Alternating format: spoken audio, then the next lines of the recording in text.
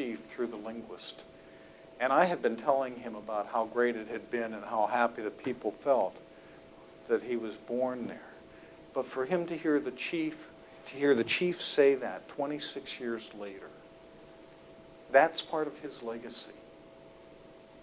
And that has impacted my son's whole attitude on life, really, in terms of he has an international perspective. He's still claimed by another community, oceans away. And that guides all that he does. That's part of his legacy. You all have stories like that. Your parents have stories like that. And it's not necessarily a history, it's a legacy. What have you learned? What is the story that you want to carry on? Next week, you're going to be living some of those. You're going to celebrate Thanksgiving in some fashion, some form or other. And you're going to have some food that if it isn't there, it isn't Thanksgiving. And how did that happen? And why is it important? And what are the memories that it triggers? And what does that give you the strength to do and to be? And that's what you want to share with your grandchildren so that they can tell their grandchildren and they'll remember who you were.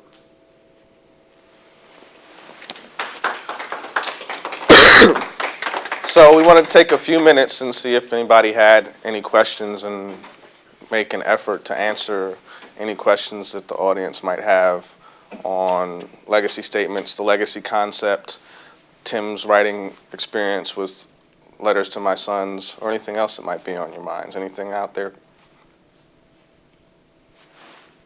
I guess similar to a type of problem that I imagine you come up with when you're dealing with people thinking about writing their wills.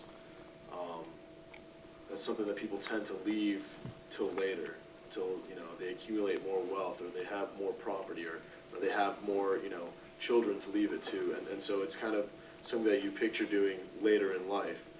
Similarly, I think with a legacy statement, when you start thinking about it, you imagine, well, I'm still young.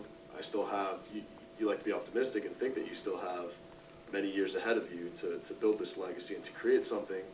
And when you write something down, there's something finite to it. So how do you deal with writing something now, and then are you perpetually updating it, or I guess that's kind of yes. Yeah. You can, yes, you perpetually update it, and we mention that in the book itself, that write it now, and maybe next year something's going to happen, and you say, got to save that. Or 5 years later, something else happens that you want to share, or you've shifted in your thinking. And so start it now. It's a living document. It's a living document, so you keep adding to it. And being in this environment where you have law students and other students congregated, oftentimes you hear this kind of statement, well, I'm the only one from my family that, right? Well, that in and of itself for your family, that huge family tree thing that you can put together on these websites and stuff, the experiences in that first year when you go through Marbury v. Madison and when you're reading these decisions and learning about Miranda rights and things, and the philosophies that you start to develop today, those are invaluable lessons that your nieces and nephews and kids and grandkids and cousins and everybody around you want to get a hold to. So the point with that is it really doesn't matter how old you are once you get the ability to formulate your thoughts and the desire to do that. Once you reach that point, you have stories to tell, and it's because life is it's an experience of trial and error, dead ends, roundabouts, and those kinds of things. And oftentimes you hear people refer to the Bible and they say, well, everything you need is in the Bible. Maybe one of that reason is that there's so many things in the Bible in terms of everything that you need to learn is because it's the compilation of thousands of people's experiences. And when you're talking about life repeats itself. The sun goes up and it goes down. You plant a seed, it grows. So when you're talking about your legacy statement and going to law school, they're going to have to write a personal statement. They're going to have their grades in order. They're going to have to show some sort of diversity to their personality other than that they had a 4.0 and they walked on campus all day, so that they can get into a school. Those are things that people yearn to know and pay lots of money, and people make money off of selling that information.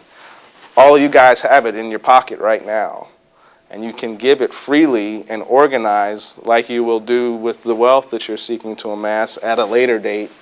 And even with your will, it's not, if you have anything, if you have a guitar, something has to happen to that guitar when you pass. And maybe you have an opinion about the Jimi Hendrix guitar that you got by accident at the trade show, and that's all you have.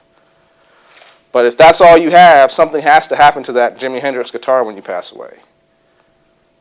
And if you don't determine what that is, somebody else will for you. And you might not like that end result. So it's all about yes. The answer is now, and it's yes. The answer is everybody.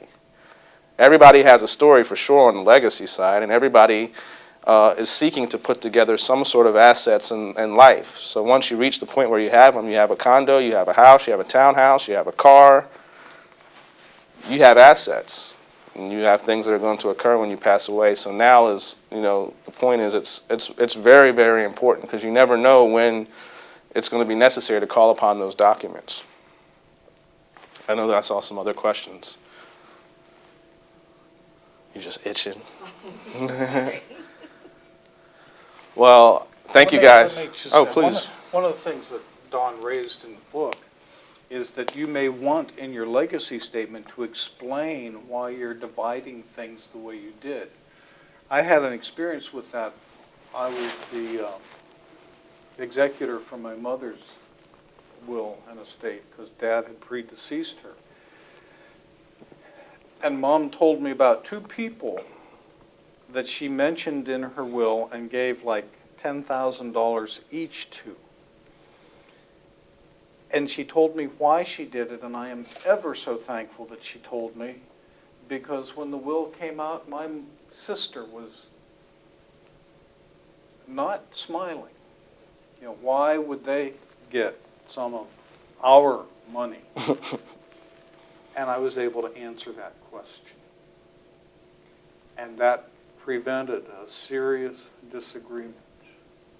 The other thing my mother did is she gave what would have been our brother's portion to his kids. And I thought that was phenomenal. And we understood that one. But to be able to say, Bonnie, this is why it was done. This is what these people did for our mother from this point on, and she never spoke about it. And so she wanted to say thank you now. That is so important. And now I'm done. And now, unless there's any other questions, we're all done. So thank you very much.